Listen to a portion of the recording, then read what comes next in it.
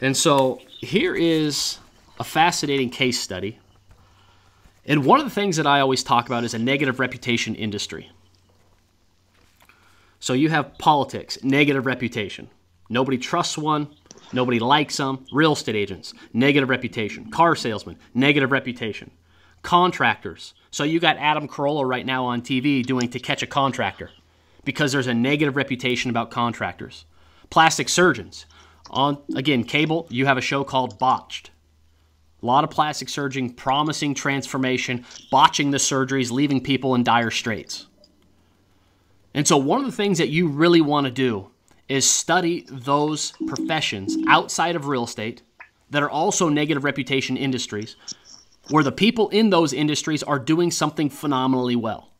Financial advisors is another negative reputation industry because, of course, they're tied to Wall Street. And so if you see a financial advisor doing something really smart, differentiating themselves from all of their competitors, the smart question to ask is, what are they doing? How can I bring that back to real estate? And so I got an article here, Media Magic, How the Money Guys Struck Gold on Air. This goes back to what we talked about on the last episode. Gary Vaynerchuk becoming a media company, putting out content, crafting a message, feeding an audience with constant content. Okay, media is the key word here. Become a media company. Don't be in the sales culture. Be media focused. And so these are a couple of financial planners. The Money Guys struck gold on air. And so in the financial planning industry, if you're not familiar with it, everybody does preview seminars. Come, have a free dinner, listen to the sales pitch by the guy on stage who is a financial advisor. He talks about 401ks or IRAs or Roths or retirement or different levels of annuities. They give out a free dinner. And then, of course, hopefully they convert a certain percentage of those people into appointments and then become clients. Here's the problem. The event itself has a negative reputation. It's kind of like our industry, the Guru Party. They use webinars. Webinars have a negative reputation. Nobody has to tell you what it is. It's a sales pitch. It's not a training event. They're not there to help you. They're there to sell you. And so you have in the financial industry, organizations like AARP and Financial Industry Regulator Authority, they're warning the public, consumers, about financial advisors putting on these kinds of seminars.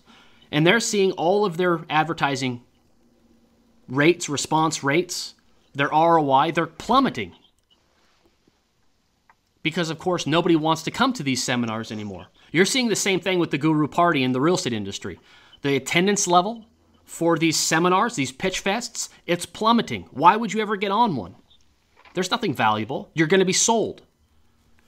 And so the media guys, or the money guys here, the financial advisors in this case, based out of Baltimore, they said, we got to come up with something else. They decided that they were going to get on radio. Now, here's when you know that you can become the authority, is when you have an idea, when you can talk, when you believe in something and you can communicate that to an audience. I'm not talking about a flip chart. I'm not talking about a presentation. I'm talking about believing something, actually having knowledge, expertise, because you've researched, because you've formulated a viewpoint, a worldview. So they knew that they had to change. And so now prospects, I'm going to read this, prospects now come to us, whereas previously we had to go to their homes or restaurants or meet them in public places like Starbucks. They've also changed their business model to working with just anybody who has a pulse, i.e. real estate, to only accepting 100 new clients a year. Okay, they named their show The Money Guys. But here was the thing. Here's what really made their show take off. They fine-tuned their content. They figured out what their message was. Kind of like Sloper. When they first got on the radio, it talks about it here, summarizes. They failed. They weren't getting the lead that they wanted. They weren't getting the quality of leads that they wanted. And so the media alone isn't the answer. Just getting on the radio won't make a difference.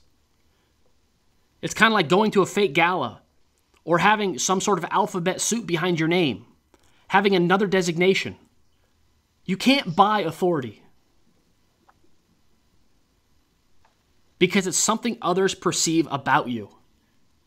And so just because you say you're an authority, you don't get to determine that.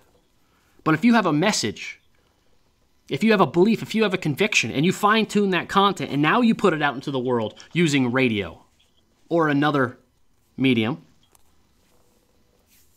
people get attracted back to you. And so 1 year after starting the show, they were able to retire their seminar marketing. Okay, so 1 year after they started doing radio, and remember, the first 6 months, they weren't getting the results. 1 year after that, they stopped doing all that ridiculous stuff that are taught by the guru party in their industry. And I'm just going to fast forward. All the details aren't really that important. It just talks about how they so dramatically changed their business, how they're perceived now by those that they come in contact with, how there's never any negotiations on what the plan is going to be, how they command control, how they enforce obedience. We no longer go out to dinner without someone recognizing us as the money guys. They've become legitimate celebrities in their marketplace. Not manufactured, not fake. Legitimate. And so they go on to say, if you're not using radio and TV to promote your practice, perhaps it's time that you give the media a second look. Sloper, you've been in radio. How did it change your business? Dramatically.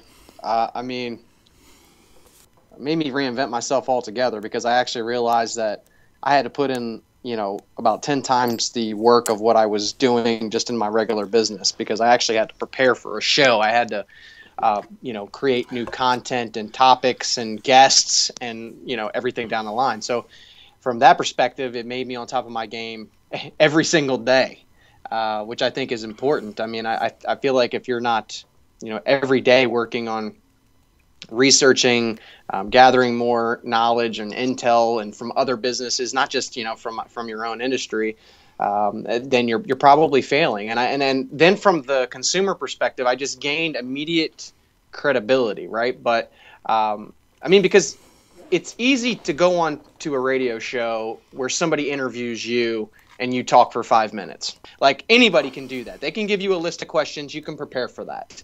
But then to be on the other side of that, where you actually have to be in control of the show for an entire hour, it takes a big leap of faith to do something like that. And I want to make the point, when you talk about creating content, a lot of real estate agents, the low information agent, he's going to hear this and well, that's what I do. I research the market all the time. I look at the MLS, I pull the comps, I go preview homes. That's not what we're talking about. When we say content creation, we're talking about putting ideas on paper, recording your ideas on video, recording your ideas to audio, burning CDs, writing articles, okay, writing books because you have that level of research of a different approach or an innovative concept. We're not talking about researching the market because all of that just positions you as another real estate agent. We're talking to have a different set of beliefs about how you operate your business, and then, of course, communicating that in a message.